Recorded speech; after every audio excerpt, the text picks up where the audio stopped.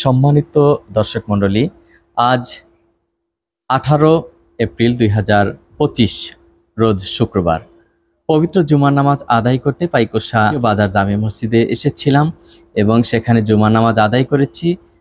জুমার নামাজের খুতবা পূর্ববর্তী গুরুত্বপূর্ণ আলোচনা করেছেন উক্ত মসজিদের খতিব, পাইকোষা তানজিমুস সুন্নাহ আইডিয়াল মাদ্রাসার প্রতিষ্ঠাতা সভাপতি কোনাবাড়ি শহীদুল বুলবুল ডিগ্রি কলেজের সহযোগী অধ্যাপক আমার পাশেই যিনি দাঁড়ানো আছে শ্রদ্ধাভাজন মঞ্জুরে কাদের খোকন স্যার।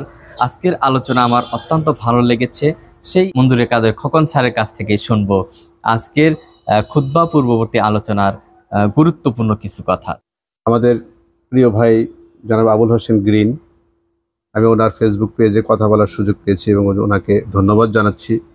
আজকে শুক্রবারের উনি যে বয়ানের কথা, জুমার আগের বয়ানের কথা বলেছেন, আজকে আমার এই প্রতিষ্ঠিত তানজিমুস সুন্নাহ আইডিয়াল মাদ্রাসার প্রাঙ্গণে দাঁড়িয়ে বিশেষ কিছু কথা বলছি। সেটা হলো যে জুমার নামাজে আজকে বয়ানের মূল প্রতিপাদ্য বিষয় ছিল সূরাতুল হজ এর 41 নম্বর আয়াত, যেখানে আল্লাহ তাআলা বলেছেন যে ইন্না মাক্কান্নাকুম ফিল আরদ, অর্থাৎ আমি যখন তোমাদের জমিনে বুকে তোমাদের প্রতিনিধিত্ব দেই, তোমাদের নেতৃত্বের আসনে বসাই, তখন যাদেরকেই কাজটা করব তারা কয়েকটা দায়িত্ব পালন করবে। তার মধ্যে 1 নম্বর হলো আকামুস সালাহ, তারা যথাযথভাবে সমাজের প্রতিটি স্তরে সালাত কায়েম করবে। ওয়া আতাবুজ যাকাত, এবং জাকাত আদায়ের পরিবেশ যে কোনোভাবে তৈরি করবে। ওয়া আমরু বিল মারুফ, এবং সবচেয়ে গুরুত্বপূর্ণ যেটা কাজ সেটা হলো সাধারণ মানুষের মধ্যে সৎ কাজের আদেশ। সৎ কাজের আদেশ মানে হলো যে কোনো প্রকার অসৎ কাজের মধ্যে থেকে নিজের জীবন পরিচালনার যে দুরবস্থা, সেখান থেকে বের করে নিয়ে আসার প্রথম পথ হলো সৎ কাজের আদেশ দেওয়া, এবং সেই সৎ কাজগুলো করতে হবে। এই সৎ কাজ করার প্রতি উৎসাহিত করতে হবে এবং সৎ কাজ করার জন্য নিরলসভাবে তাদের পেছনে শ্রম দিতে হবে। 3 নাম্বার হলো অসৎ কাজ থেকে মানুষকে নিরুৎসাহিত করা, মানুষকে বিরত রাখা। কোরআনের এই 4টা বিষয়ে আল্লাহর আদেশ মানতে হবে, না মানলে যে আল্লাহর শাস্তি, সেই শাস্তি থেকে আমরা কেউ মুক্ত হব না। এই 4টা কাজ করতে হবে এবং এই 4টা কাজের সাথে সাথে জড়িত হলো আমরা যদি স্বয়ংসম্পূর্ণভাবে 4টা কাজ করতে পারি, অথবা মোটামুটিভাবে 4টা কাজের করার জন্য প্রত্যয় নিয়ে চলতে পারি, এই অবস্থায় যদি আমার ইন্তেকাল হয়ে যায়, তাহলে আল্লাহ তাআলার কাছে একটা বড় জাযা পাওয়া সম্ভব। এবং যদি আমরা কোনোটাই না করি অথবা কিছুই চিন্তা না করি, তাহলে আমাদের জন্য 4টা শাস্তি আমাদের জন্য নির্ধারিত, 4টা পাপের বোঝা আমাদের জন্য আসবে। তার মধ্যে একটা হলো, প্রথম হলো যে আমরা এই 4টা আদেশ পালন না করার কারণে আমরা 4টা পাপের ভাগী হব। 1 নম্বর হলো সমাজে সম্প্রীতি নষ্ট হবে। মানুষ হিসেবে আমরা যে বসবাস করি, একে অপরের সাথে সম্পর্ক থাকবে না, একে অপরের মধ্যে কোনো সম্প্রীতি থাকবে না, ভালোবাসা থাকবে না, সৌহার্দ্য থাকবে না, থাকবে অনাচার, থাকবে প্রতিহিংসা, বিদ্বেষ, এগুলি। 2 নাম্বার হলো যে আমরা মহান আল্লাহর দরবারে যে অবারিত ক্ষমা, সেই ক্ষমা থেকে বঞ্চিত হব। কোনোভাবেই আল্লাহ তাআলা আমাদের দোয়া কবুল করবেন না।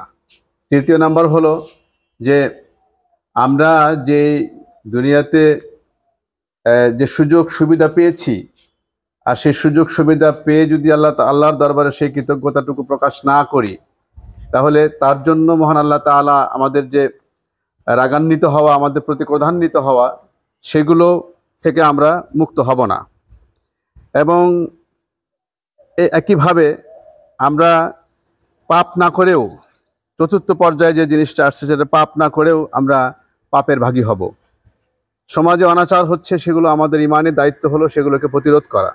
সমাজ শরীয়ত গর্হিত, সমাজ মানবিকতা গর্হিত অমানবিক কাজ এবং সমাজের যে অনাচারগুলো হয়, সেগুলো থেকে মানুষকে নিরাপদে রাখা এবং মানুষকে সেগুলোর প্রতি নিরুৎসাহিত করা, এবং এটা আমাদের ইমানি দাবি অনুযায়ী 3 ধরনের বাধা আমাদের দিতে হবে।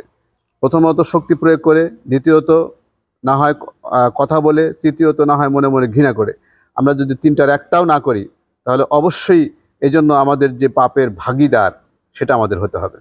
এবং এই জন্য আমাদের দোয়া কবুল হবে না, এবং আমরা পাপ না করেও ওরা পাপ করবে এবং তার আমলনামায়, আমাদের আমলনামায় তার পাপের ভাগী সমান তালে উঠে যাবে। এই যে বিষয়গুলো, এগুলো থেকে মুক্ত হওয়ার জন্য আমাদের দুনিয়াতে স্বাভাবিকভাবে, সাধারণভাবে একজন সাধারণ মুসলমান হিসেবে দুনিয়া থেকে বেঁচে থাকা এবং এই পাপ পঙ্কিলতা থেকে, অনাচার থেকে, শরীয়ত গর্হিত কাজগুলো থেকে মুক্ত থাকার জন্য সর্বদা জবানে আস্তাগফিরুল্লাহ শব্দটি জারি রাখা। যে আমি যখনই যে কাজটা করি, কাজটা জেনে করি আর না জেনে করি, ভুল করে করি অথবা অন্য কোনোভাবে করি অথবা প্ররোচিত হয়ে করি, নফসের প্রতারণায় পড়ে, শয়তানের প্রতারণায় পড়ে করি, তাহলে সাথে সাথে আমাকে আস্তাগফার পড়তে হবে, আস্তাগফিরুল্লাহ পড়তে হবে। আমরা যদি আস্তাগফিরুল্লাহ পড়ে নিজের ভুলটাকে স্মরণে রাখি এবং আল্লাহর দরবারে যদি সেটাকে মনে মনে আস্তাগফারের মাধ্যমে ক্ষমা চাই, তাহলে অবশ্যই মহান আল্লাহ তাবারাক ওয়া তাআলা আমাদেরকে ক্ষমা সুন্দর দৃষ্টিতে দেখবেন। এবং আস্তাগফার পড়ার অভ্যাসটা হয়ে গেলে একটা সময় আমি দোয়া করলে যে কোনো দোয়া আল্লাহর দরবারে কবুল হয়ে যাবে। আহমদ ইবনে হাম্বল রাহিমাহুল্লাহ ওনার হাদিস সংগ্রহের জীবনে, ওনার শেষ বয়সে এসে যখন তিনি হাদিস সংগ্রহ করতেছিলেন, সংকলিত হাদিসগুলো যিনি যখন আনতেছিলেন বা সংগ্রহ করতেছিলেন, সেই সময়ের একটা ঘটনা, সেটা হলো যে সংক্ষেপে বলবো। সেই সময়ের ঘটনাটা এরকম যে উনি হাদিস সংগ্রহের জন্য যাচ্ছেন, রাস্তায় লম্বা সফর, মুসাফির, ওনার প্রতিমধ্যে রাত হয়ে গেছে। আর এই রাত্রি যাপনের জন্য তিনি একটা মসজিদে, জামে মসজিদে উনি এশার নামাজ আদায় করে সেখানে থাকার জন্য নিবেদন করেন। মসজিদ কর্তৃপক্ষ এটা যখন জেনেছে, সিকিউরিটি গার্ড যখন জেনেছে যে উনি থাকবেন, তখন কর্তৃপক্ষ আপত্তি জানিয়েছে এবং সিকিউরিটি গার্ড বলছে যে না, এখানে থাকার অনুমতি নেই, আপনার এখানে থাকা যাবে না। অনেক রিকোয়েস্ট করেও উনি সেখানে থাকতে পারেন নাই। শেষ সময় সে অনেকটা হতাশ হয়ে ওখান থেকে মনে কষ্ট নিয়েই যে আল্লাহর ঘরে এসেও আমি ঠাঁই পেলাম না, ঠিক আছে আল্লাহ ভরসা, এই বলে আবার তিনি এই প্রচণ্ড শীতের মধ্যে তিনি রওনা দিলেন। এবং রওনা দিয়ে হাঁটতে হাঁটতে হাঁটতে হাঁটতে বেশ খানিকটা রাস্তা যাওয়ার পরে দেখলেন একটা বাজার, ছোট্ট একটা বাজার, বেশ কিছু দোকানপাট আছে সেখানে। তিনি একটা যুবক ছেলে, যে রুটির দোকান, মানুষ এসে রুটি খাচ্ছে, সে রাত্রি খানিকটা মধ্য পর্যায়ে চলে গেছে। তো এই অবস্থায় সে যুবকের কাছে যে আশ্রয় চায়, যে বলতেছে বাবা, আমি তো বৃদ্ধ মানুষ, প্রচণ্ড শীতে আমার খুব কষ্ট হচ্ছে, যে বাবা তোমার চুলার পাশে যদি আমি একটু বসে বসে রাতটা কাটাই, তাতে তোমার কোনো আপত্তি আছে কি না? যুবক তখন বলেছে যে না না, আমার আপত্তি থাকবে কেন, আপনি এখানে রাত্রি কাটাবেন কেন, আপনি চলেন আমার বাসায় নিয়ে রেখে আসি। যুবক বলেছে কথা, তখন বৃদ্ধ বলেছে, ইমাম আহমদ ইবনে হাম্বল রাহিমাহুল্লাহ বলেছেন যে না, বাসায় যাওয়ার দরকার নেই, আমি এখানে একটু আশ্রয় পেলেই হবে, রাত্রি কাটিয়ে ফজর নামাজ পড়ে আমি আমার যাত্রায় আবার শুরু করব, আমার যাত্রা আমি আবার শুরু করব। সম্মানিত উপস্থিতি, সেখানে তিনি বসলেন। বসার পরে যে দৃশ্য উনি দেখলেন, ইমাম আহমদ ইবনে হাম্বল দেখলেন এবং আশ্চর্য হলেন। যুবক, একজন মুসলিম যুবক, এবং প্রত্যেকটা কাজ, যেমন রুটি খামিরা তৈরি করতেছে আস্তাগফিরুল্লাহ বলতেছে, রুটি বেলান করতেছে আস্তাগফিরুল্লাহ বলতেছে, রুটি তাওয়াতে সেকতেছে আস্তাগফিরুল্লাহ বলতেছে, আবার সেই ছেঁকা হয়ে গেলে কাস্টমারকে দিচ্ছে আস্তাগফির পড়তেছে, কাস্টমারকে রুটি খাওয়ার জন্য যে উপকরণ, তরকারি যাই কিছু থাকে সেগুলো দিচ্ছে, আস্তাগফার পড়ছে। প্রত্যেকটা কাজের মধ্যে আস্তাগফিরুল্লাহ আস্তাগফিরুল্লাহ আস্তাগফিরুল্লাহ। এটা দীর্ঘ সময় দেখার পরে ইমাম আহমদ ইবনে হাম্বল রাহিমাহুল্লাহর ভিতরে কৌতূহল অনেক বেড়ে যায় এবং তিনি এই বিষয়টা কৌতূহল ধরে রাখতে না পেরে উনি বলে ফেললেন, বাবা, আমার তো জানতে ইচ্ছা করছে যে তুমি এত অল্প বয়সে এই যে রুটির দোকান চালাচ্ছ এবং তোমার প্রত্যেকটা কাজের মধ্যে তুমি বলতেছো আস্তাগফিরুল্লাহ আস্তাগফিরুল্লাহ আস্তাগফিরুল্লাহ। তা আমার খুব জানতে ইচ্ছা করছে বাবা, তুমি আস্তাগফিরুল্লাহ এই কথাটা বলছো কেন, এবং এর কি সুফল, কি কুফল, বা কি মানে তুমি কি পেয়েছো, তুমি সুফল তুমি পেয়েছো, বা এই আস্তাগফার পড়ার কারণে তোমার জীবনে কি উল্লেখযোগ্য ঘটনা আছে তুমি একটু বলবে। বলতে চাইনি যুবক, বলছে যে না, এসব কথা শোনা, আপনি বয়োবৃদ্ধ মানুষ, কি হবে শুনে, দরকার নেই। তারপরেও ইমাম আহমদ ইবনে হাম্বল বলছে যে না বাবা, বলতেই হবে, আমাকে শোনার দরকার আছে, কারণ আমি শুনবো এই জন্য যে এই বিষয়টা যদি আমি প্র্যাকটিস করি, তাহলে তোমার যদি বিশেষ গুণ অর্জন হয়, তাহলে সেই গুণটা তো আমারও জানা দরকার। তখন যুবক বলেছে সংক্ষেপে, বলছে আমার জীবনের ইতিহাস আমি বললাম, এবং বলার পরে ইমাম আহমদ ইবনে হাম্বল বলছে যে যুবক, তাহলে তোমার জীবনে যে ইতিহাস তুমি বললে যে তোমার কোনো দোয়া এখনো পর্যন্ত আল্লাহ তাআলা ফেরত দেন নাই, তার মানে তুমি মুস্তাজাবুদ দাওয়ার যে গুণ, সেই গুণ তোমার ভিতরে আল্লাহ তাআলা দিয়ে দিয়েছেন।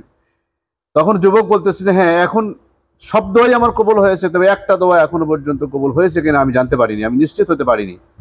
তখন ইমাম আহমদ ইবনে হাম্বল রাহিমাহুল্লাহ বলছেন যে বাবা সেই দোয়াটা কি, আমি কি একটু জানতে পারি? তখন যুবক বলেছে যে বাবা, দোয়াটা হলো যে এই যুগের যিনি শ্রেষ্ঠ আলেম, শ্রেষ্ঠ মুহাদ্দিস, সেটা হলো ইমাম আহমদ ইবনে হাম্বল।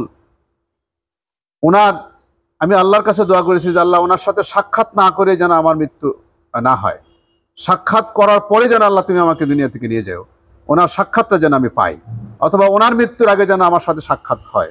এই দোয়াটা আমি আল্লাহর দরবারে করেছি, কিন্তু এখনো পর্যন্ত ওনার সাক্ষাৎ আমি পাইনি। যুবকের এই কথা শুনে ইমাম আহমদ ইবনে হাম্বলের মনটা ভরে গেছে এবং তার চোখটা দুটো ছলছল হয়ে গেছে, চোখ দিয়ে পানি গড়তেছিল এবং যুবককে বলতেছিল, যুবক, এই আমি সেই অধম ব্যক্তি যাকে তুমি খুঁজতেছো দীর্ঘদিন যাবৎ, এবং আল্লাহর দরবারে দোয়া করেছো যে ইমাম আহমদ ইবনে হাম্বলের সাক্ষাৎ না পেয়ে যেন আমার মৃত্যু না হয়, সে দোয়াটাও তোমার কবুল, আল্লাহর দরবারে কবুল হয়েছে, আমি সেই অধম ব্যক্তি। এই বলে বৃদ্ধ আহমদ ইবনে হাম্বল রাহিমাহুল্লাহ যুবককে বুকে জড়িয়ে ধরেন এবং অনেক দোয়া করেন তার জন্য। আমি ইতিপূর্বে আস্তাগফিরুল্লাহ পড়ার অনেক গুরুত্ব শুনেছি, তবে আজকে আপনার কাছ থেকে আস্তাগফিরুল্লাহ পড়ার উপকারিতাটা আমি শুনলাম। আমি আজকে থেকেই, এখন থেকেই প্রতিজ্ঞা করছি আলহামদুলিল্লাহ, প্রতিদিন কমপক্ষে 100 বার এবং আলহামদুলিল্লাহ যতবার পারি জীবনের শেষ দিন পর্যন্ত আমি আস্তাগফিরুল্লাহ পড়বো আলহামদুলিল্লাহ। ইনশাআল্লাহ। বাদ ফজর 100 বার, বাদ মাগরিব 100 বার, এই হারে আমল করতে থাকেন। সবার উদ্দেশ্যে আর কি কথা আমি আছে? আমি আমি মনে করি যে আমরা যারা মুসলিম হিসেবে দাবি করি, আমাদের জীবনের অনেক ভুল ত্রুটি জানতে অজান্তে, ইচ্ছায় অনিচ্ছায় হয়ে যায়। এই জন্য সবসময় আল্লাহকে স্মরণ করে আস্তাগফার করা উচিত, এবং আমরা আস্তাগফারের আমলটা যদি শুরু করতে পারি তাহলে দেখা যাবে যে আমাদের অন্যান্য আমলের ত্রুটি বিচ্যুতিগুলো সংশোধন হয়ে যাবে এবং আল্লাহর দরবারে কবুলিয়াতের পর্যায়ে যাওয়ার জন্য একটা পরিবেশ তৈরি হয়ে যাবে ইনশাআল্লাহ।